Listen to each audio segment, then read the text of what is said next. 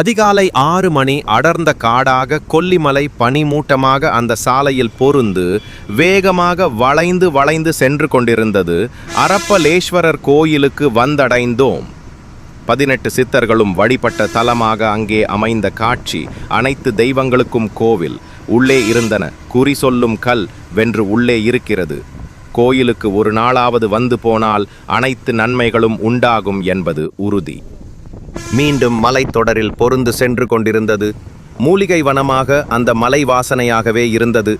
பனியை எதிர்க்க முடியாத சூரியன் புகைமூட்டமாக அரப்பலீஸ்வரர் கண்ணுக்கு தெரிய ஆரம்பித்தார். கொஞ்சம் கொஞ்சமாக கோவிலை வந்தடைந்தோம்.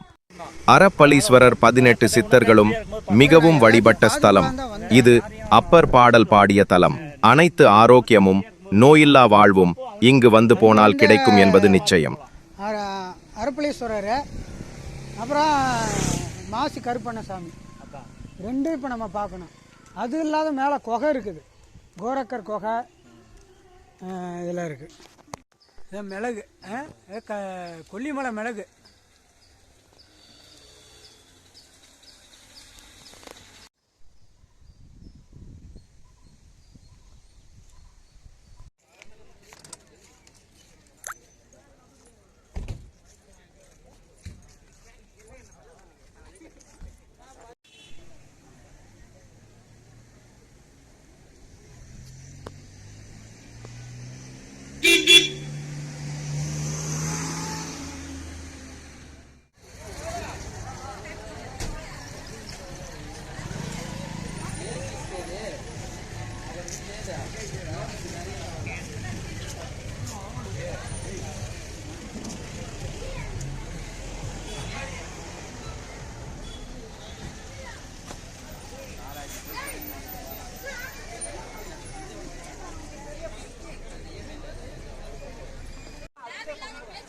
அரப்பலேஸ்வரர் கோயில கொல்லிமலை கூட்டம் ஓவரு, சரியான கூட்டம்.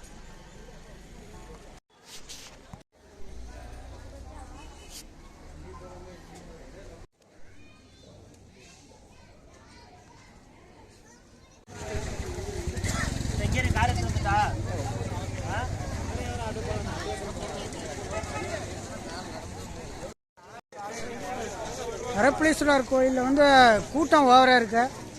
இப்போ நம்ம வந்து ஆகாய கங்கை அருவிக்கு போகலாம்.